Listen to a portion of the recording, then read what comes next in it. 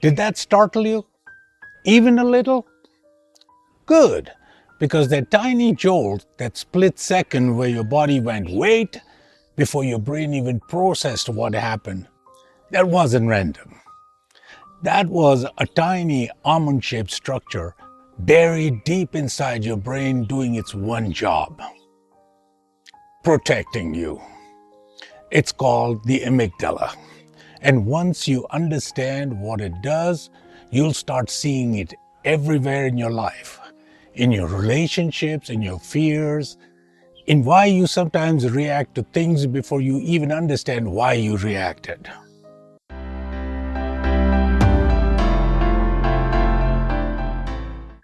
Let's start simple. You have two amygdalae, one in each hemisphere of your brain. The word comes from the Greek word for almond, because that's exactly what they look like. Small, unassuming, hidden deep in a region called temporal lobe towards the middle of your skull. You can't see them from the outside. You'd never know they were there. But they are arguably the most influential two almonds in your entire life. Here's the job description in one sentence. The amygdala detects threats and triggers your body's emergency response faster than conscious thought. Let me repeat. The amygdala detects threats and triggers your body's emergency response faster than conscious thought. That's it. That's the whole job. But the way it does that job and the consequence of how it does it, that's where things get genuinely mind-blowing.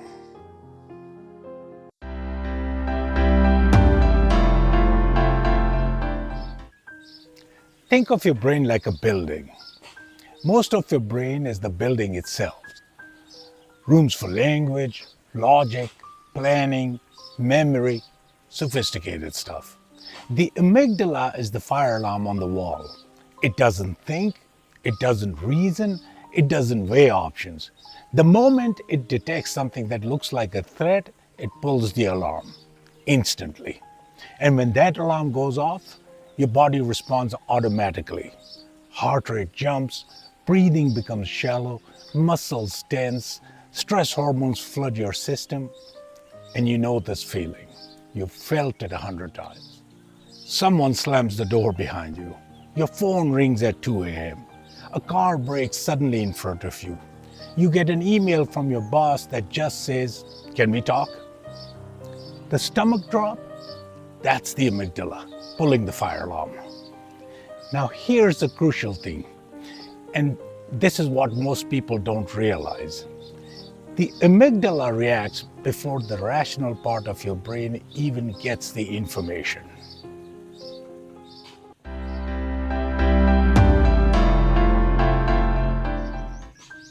I will cite a genuine and remarkable work on the subject.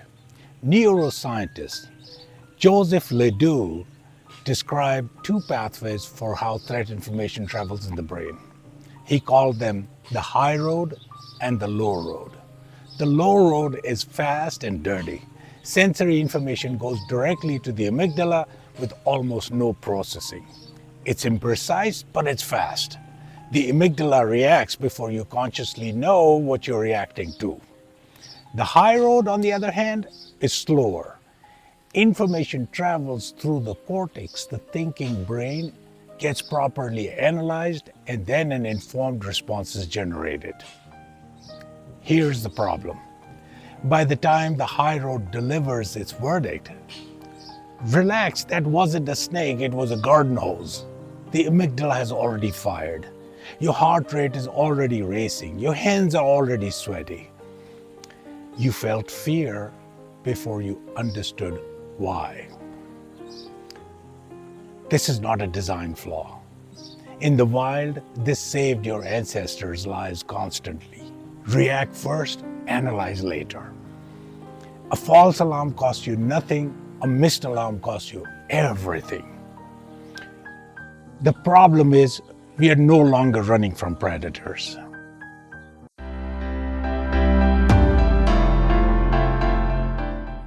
Your amygdala cannot tell the difference between a lion chasing you and a critical comment on your Instagram post. Let that sit for a second. Both can trigger the same alarm, the same stress hormones, the same physical response, because to the amygdala, social threat and physical threat run through very similar circuitry. Public speaking, alarm. Being rejected by someone you like, alarm. Getting criticized by your boss in a meeting, alarm.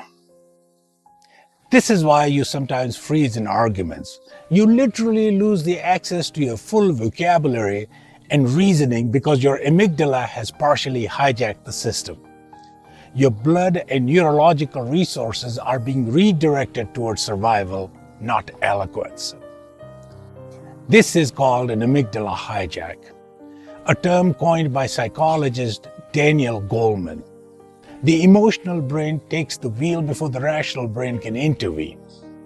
And it explains so much of human behavior that we otherwise label as irrational.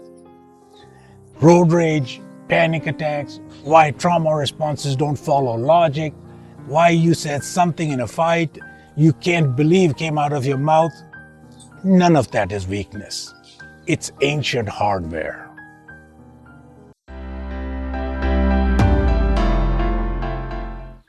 Here's the good news. The amygdala is not destiny. The prefrontal cortex, your rational thinking brain, has direct connections back to the amygdala.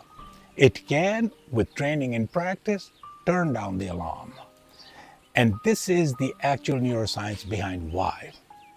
Mindful works, slow, deliberate breathing activates the parasympathetic nervous system and directly dampens amygdala reactivity.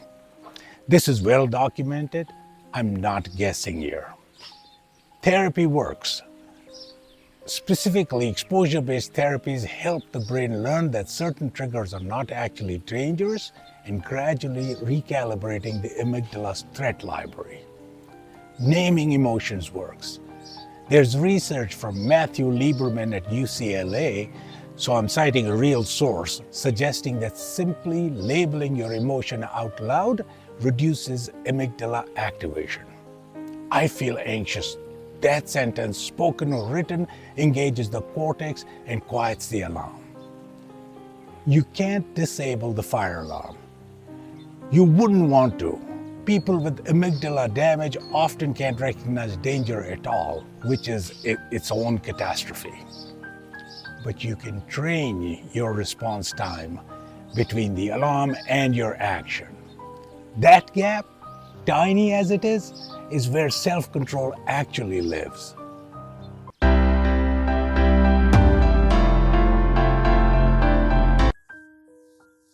Two almonds smaller than your thumb, older than language, older than logic. They kept your ancestors alive for hundreds of thousands of years. And today, they are still doing the same job. In traffic, in relationships, in arguments, in every moment you feel that sudden, unexplained rush of something's wrong. The amygdala isn't your enemy. It's just very, very committed to keeping you alive, even when you don't need it to be.